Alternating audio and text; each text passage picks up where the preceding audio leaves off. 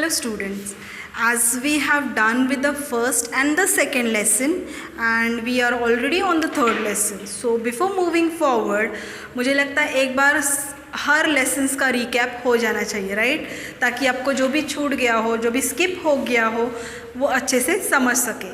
अभी तक तो हमने ओरल एक्सप्लेनेशन देखा, हर पॉइंट टू पॉइंट एक्सप्लेनेशन देखा हर वीडियोज़ में।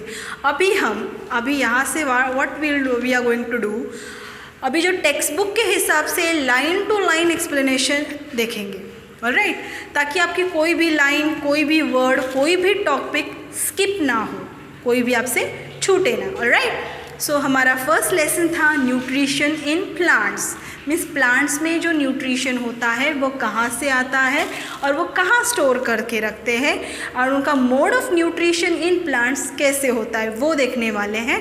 और replenishing nutrients in the soil में न्यूट्रिएंट्स कैसे होते हैं, हम उसे रिप्लेनिश कैसे कर सकते हैं, वो सब हम देखने वाले with according to the text book के हिसाब से हर line. So open your page number 1, keep your finger on each and every line. See student, ये जो है साइंस कभी चेंज नहीं होता है, दिस इज़ द बेसिक, और ग्रेजुअली वो आगे चल के उसमें और बढ़ते जाता है, alright. So focus on your page number 1.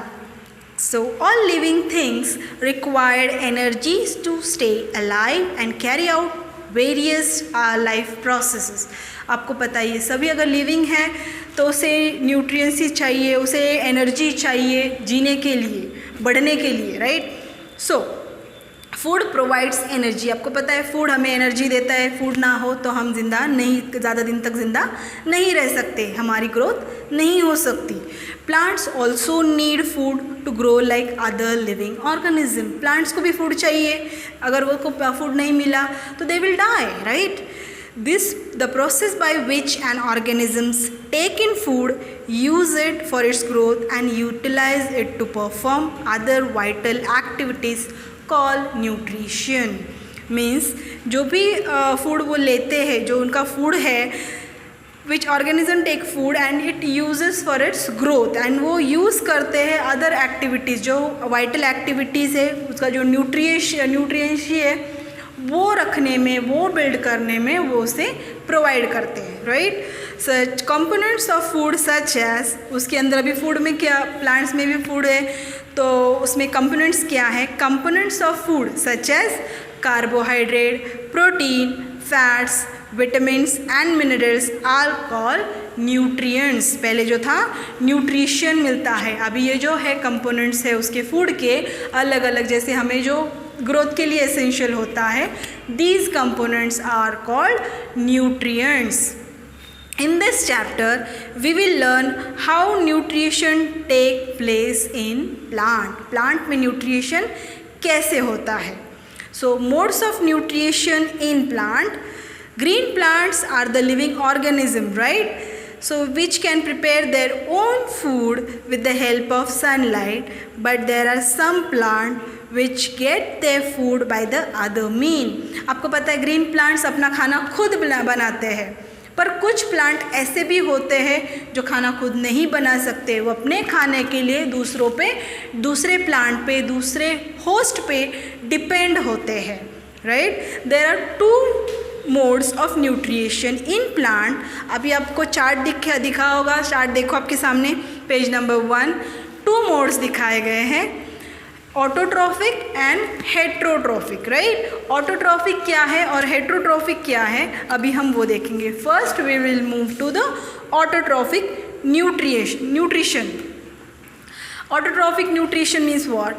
This is the mode of nutrition in which living organism prepare their own food. जिसमें लिविंग ऑर्गेनिज्म है जो अपना खाना खुद बनाता है, that is autotrophic. Such organisms are called autotrophs. Means auto means self and trophs means feeding. खुद self को feed करता है, that is autotrophic, right? Such as green plant prepare their own food by the process of photosynthesis. As in the last year also you have learned, plants अपना खाना prepare करते हैं, उस process को हम फोटोसिंथेसिस बोलते हैं, right. Photo means light, synthesis means to combine light का, लाइट एयर वाटर जिसका कॉम्बिनेशन होके फोटोसिंथेसिस होता है, फोटोसिंथेसिस प्लेस होता है. So a green pigment called chlorophyll, जो ग्रीन कलर होता है, ग्रीन पिगमेंट होता है, आपने देखा होगा लीव्स उसके ग्रीन होते हैं, तो उसमें जो ग्रीन कलर होता है जो सनलाइट को एब्जॉर्ब करता है, this pigment is called chlorophyll, right. It is responsible for the green color of the leaves. Chlorophyll traps energy from the sun. Sun से वो अपनी energy trap करता है, means absorb करता है. So to carry out photosynthesis, plant need carbon dioxide, water and sunlight. उन्हें carbon dioxide चाहिए, because हम क्या करते हैं, हम ऑक्सीजन लेते हैं और कार्बन डाइऑक्साइड एक्सेल करते हैं, छोड़ते हैं, देते हैं, तो वो कार्बन डाइऑक्साइड प्लांट्स इनहेल करते हैं. So this process usually take place in the leaves or in the other green part of some plants like stem as in the cactus.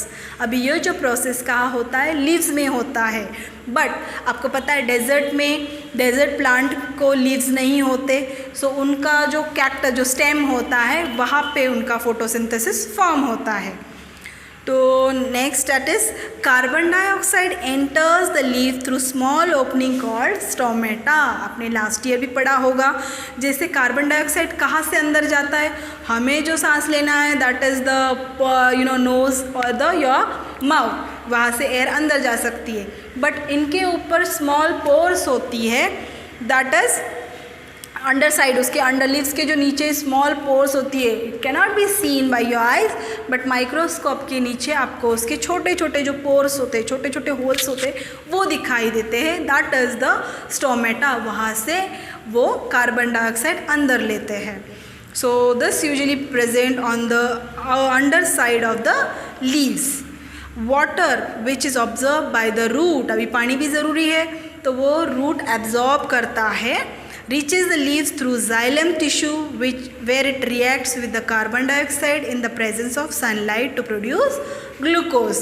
What happens, water absorb हो गया root से and it reaches to the leaves, leaves के ऊपर चला जाता है, उसके अंदर xylem tissues होते हैं which is absorbed by the xylem tissue where it reacts with the carbon dioxide, carbon dioxide से मिल जाता है, रिएक्ट होता है, and in the presence of sunlight, sunlight के प्रेजेंस में पानी अगर एब्जॉर्ब हो गया, लीव्स के पास चला गया और कार्बन डाइऑक्साइड से मिल गया, तो प्रोड्यूस ग्लूकोज. क्या बनाते हैं वो, लास्ट में ग्लूकोज बनाते हैं. So produce glucose.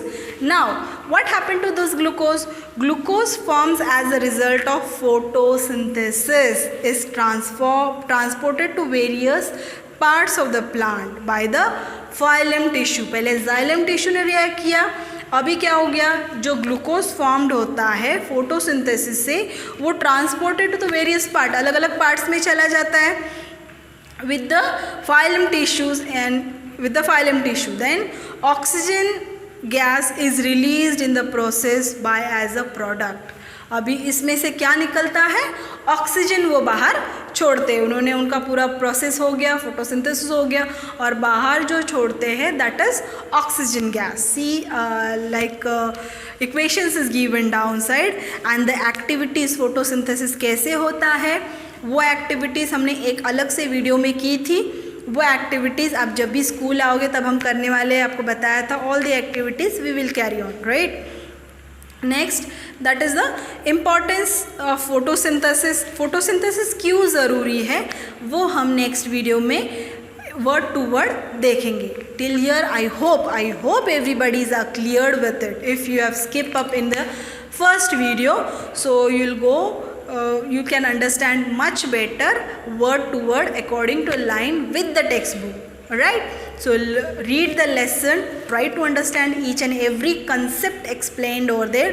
Don't get confused in two concept which is related to each other. एक दूसरे से अगर कुछ related हो उसमें confusion ना हो, इसीलिए हमने इसका translation हिंदी और इंग्लिश मिक्स करके किया है ताकि आपको कन्फ्यूजन ना हो, because this is the basic, और आगे आगे ये बढ़ने वाला है, सो आपको ये बेसिक क्लियर होना बहुत ज़रूरी है. So till here hope you all have understood. Next part we'll carry in the next video. Thank you.